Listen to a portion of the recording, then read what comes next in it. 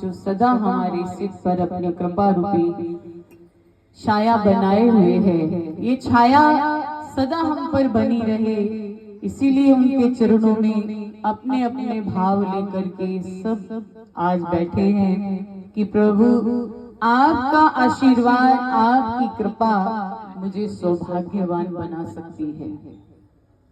हर एक जीव के लिए ये बहुत जरूरी है।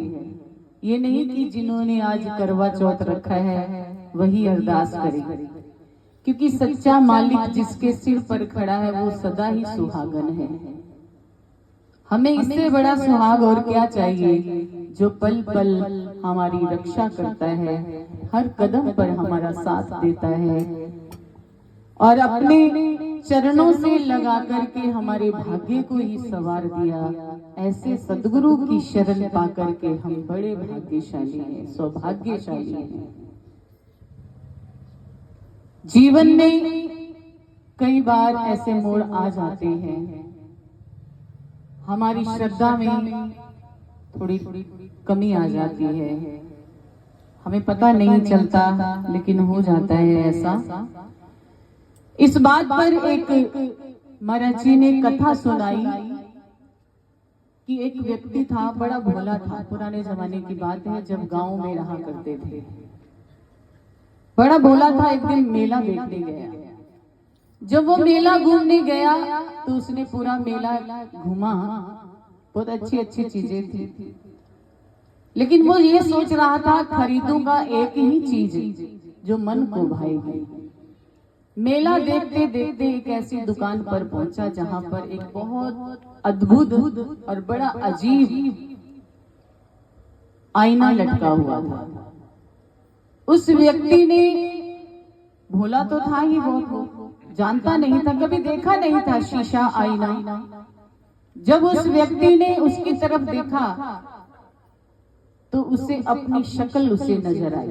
वो जानता नहीं था कि मैं कैसा हूं, लेकिन उस शीशे में उसे लगा कोई भाई साहब है।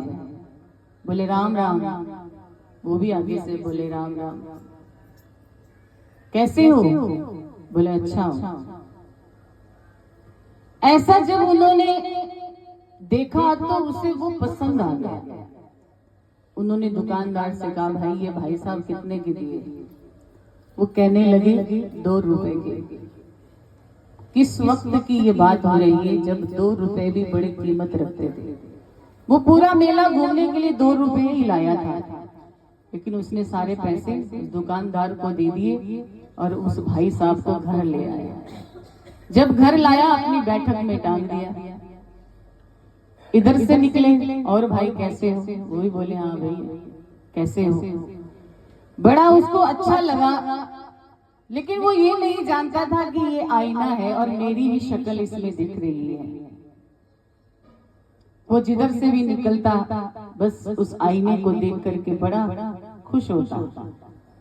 बैठक में टांग रखा था, बाकी परिवार वालों को नहीं पता था कि ये कुछ ऐसा अजूबा लेकर के आया है।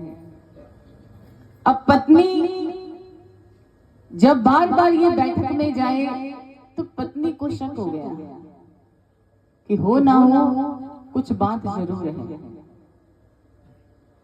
सोचती है जब ये घर से बाहर जाएगा तब देखूंगी कि बैठक में है क्या। तो कहते हैं कि जब वो बैठक में गई, पति घर से बाहर गया तो वो आईने के सामने गई तो उसमें तो उसकी अपनी शक्ल दिखी। उसे भी ये नहीं पता था कि ये मैं ही हूं, और कहने लगी अच्छा इसीलिए बार बार यहाँ आता है मेरी